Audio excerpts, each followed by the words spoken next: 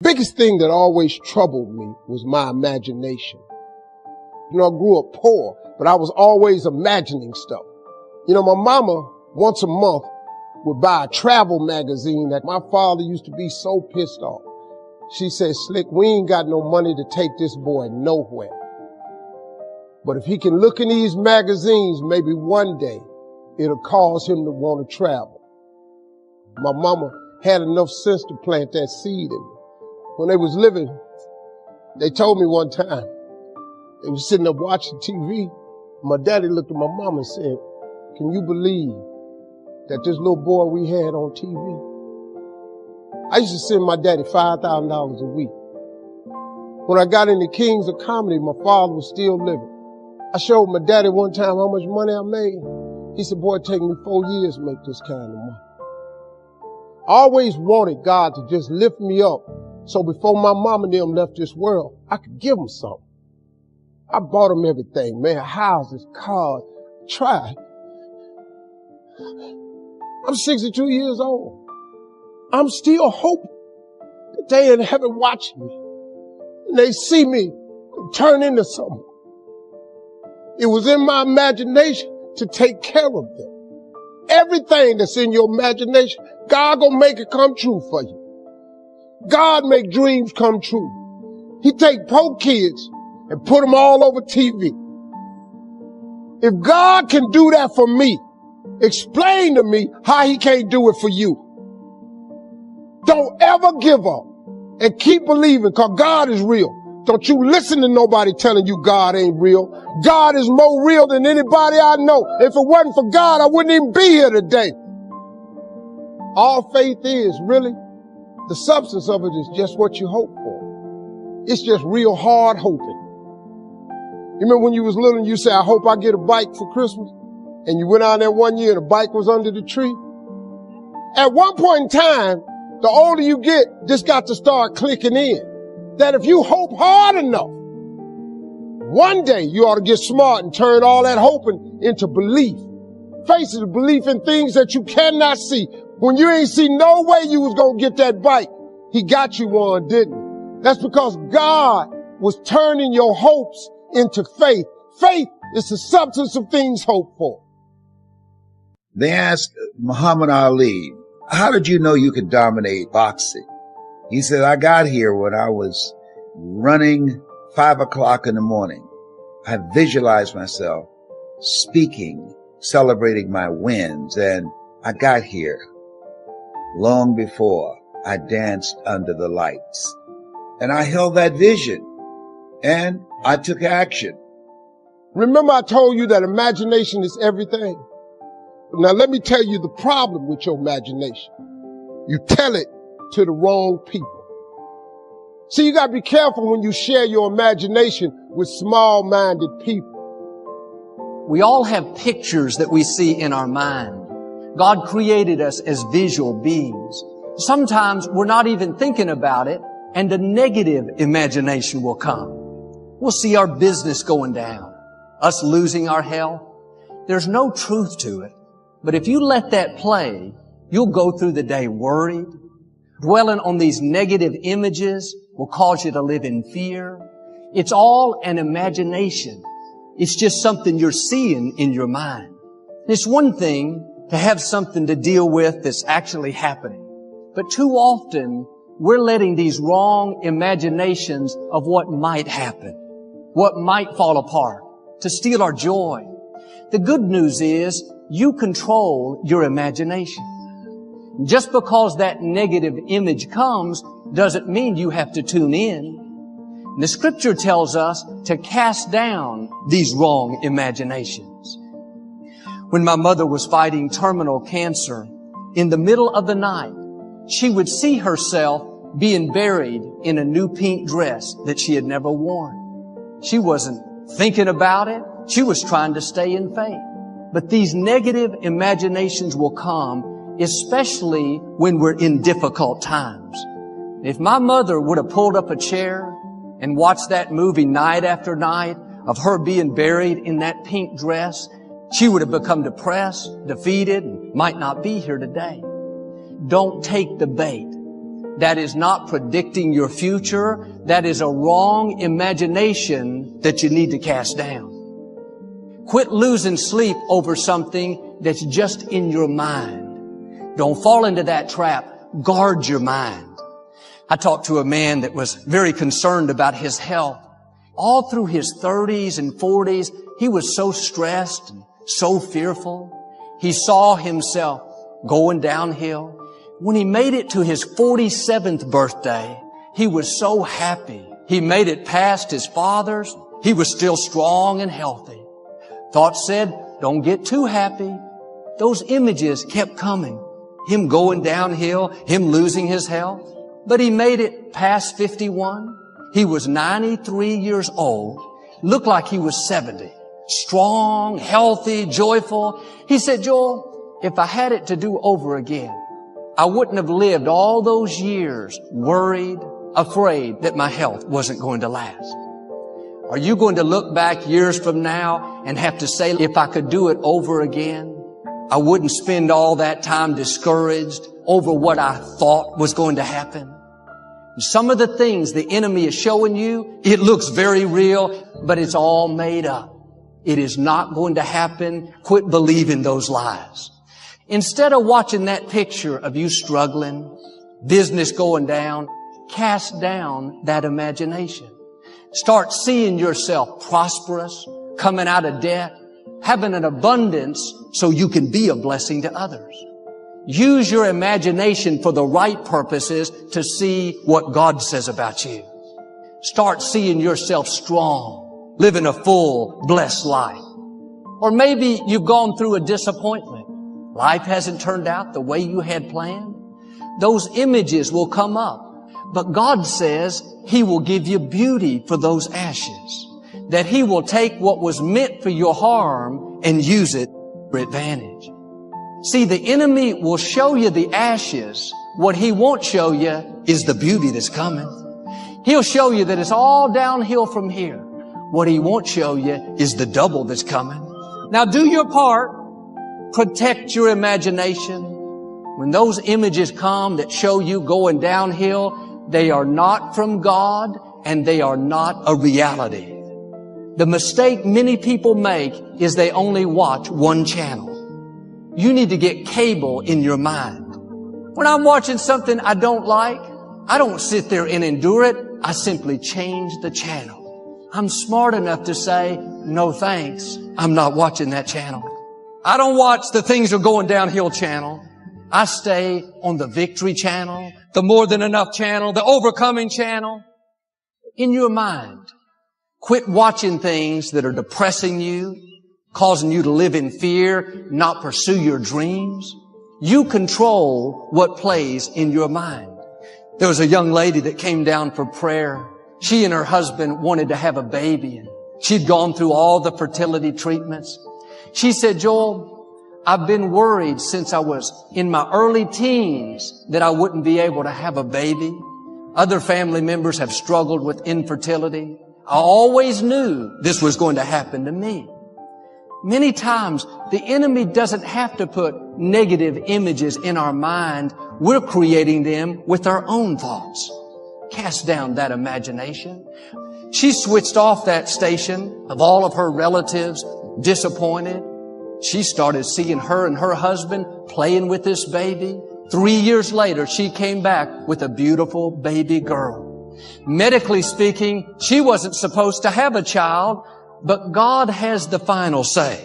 Are negative pictures keeping you from your dreams?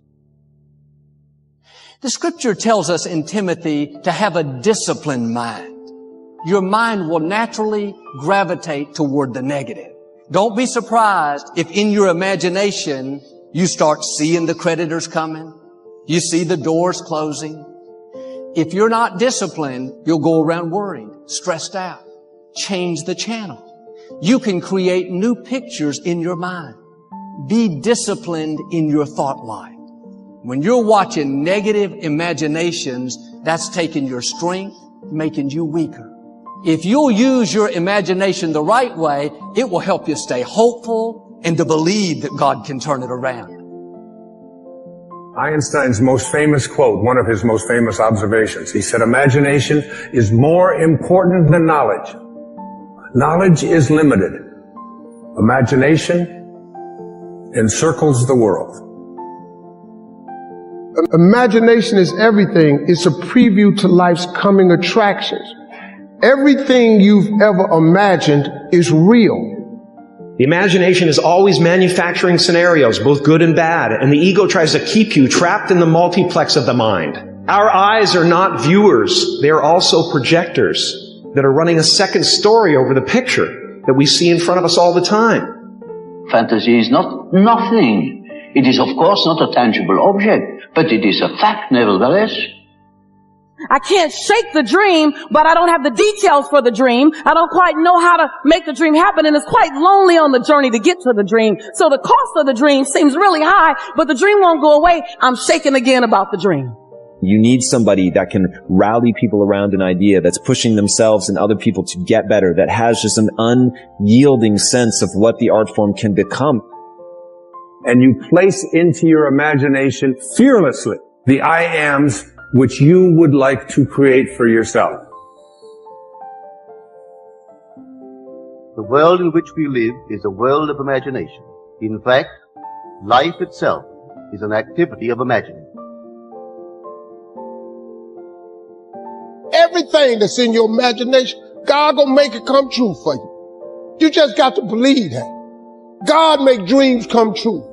He take poor kids with speech impediments and put them all over TV. He take drug dealers and turn them into doctors. If God can do that for me, explain to me how he can't do it for you. Imagining creates reality. Well, I guess you could call it daydreaming. That's the way Disneyland was conceived. A dream that grew into a reality. What you'll realize is that you're more powerful than you can ever begin to imagine. What you will realize is that you're greater than your circumstances. No money, no human resources, no building, no funding, no support. We dreamed, we wrote the dream down, we slept the dream, we ate the dream, we rehearsed the dream, we looked at the dream, we talked about the dream, we slept with the dream, we woke up to the dream, we wore the dream, and now boom, it's our reality. And for some of you, you stop dreaming. You dream for a week and you stop because things around you don't look good. How dare you to use your imagination? You dream for a while, and when people tell you crazy, you stop dreaming and you go back to knowledge.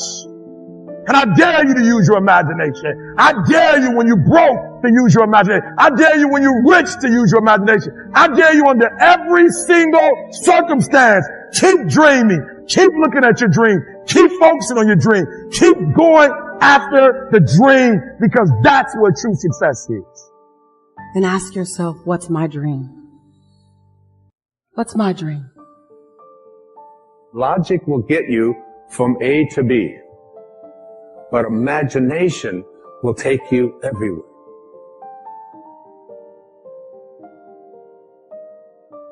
Take control of the morning so you take control of your day. Own the morning so you can own your day. Start your day right so the rest of your day falls into place. Schedule that time. It's more important than anything. Sleep 30 minutes less if you need to. Give this to yourself. Are you happy with your life? Are you where you want to be? If you answered yes, turn the audio off. Now, if you answered no and you want to grow, keep listening. Start every day with at least 5 minutes of powerful energy. 5 minutes of positive energy first thing in the morning can change your entire day. And if you can change your entire day with consistent, positive thoughts, you can change your entire life. Can you do more? Can you be more? If you know you can be more, you need to commit to being more, and you need to start now. You need to commit now to start every day with the mindset of someone who loves life. The mindset of someone who is going to win the day no matter what happens. You won't lose. You will win, or you will learn. You will win the day because you will set your day up to win. Your first job as soon as you rise is to give thanks. Give thanks you are alive. Give thanks for everything you do have. Give thanks for everything you usually take for granted. Set your intentions for the day. Set your goals for the day. Give thanks in advance for the things you want. Put that intention out into the world. Thank you for this day. Thank you for the amazing opportunities coming my way. Thank you for the character I show today. Thank you for every smile today. Thank you for every laugh, every moment of fun. Wake up with intention by setting those intentions the night before. Wake up with only positive intentions. The morning is not the time for phones, not the time for work or problem solving. The morning is the time to get in sync with what you want. Create an unbreakable morning routine, a consistent routine that will soon bring consistent results. Ask yourself, how do I want this day to go? How do I want to feel today? How do I want to treat others? How you start your day is usually how you're going to live your day. If you started believing it's going to be a great day, chances are it will be. If you start your day with the intention you are going to be happy today, no matter what happens, chances are you will be happy, no matter what happens. If you don't start your day off in the right mindset, at the first challenge or test, you will break. You will respond with negativity rather than positivity. And what are the chances of challenges showing up? Probably around 100%. So make sure you are ready for those challenges. Ready with an unbreakable spirit. Ready with a positive mindset. Ready to redirect any negativity. Get after the life you want. It is a must. Don't let it get away from you. Run after it. Plan your day. If you know where you're going, you will eventually get where you need to go. If you have no direction, you will end up in the wrong section. Successful people have intention and they have direction. They know where they're going. That is why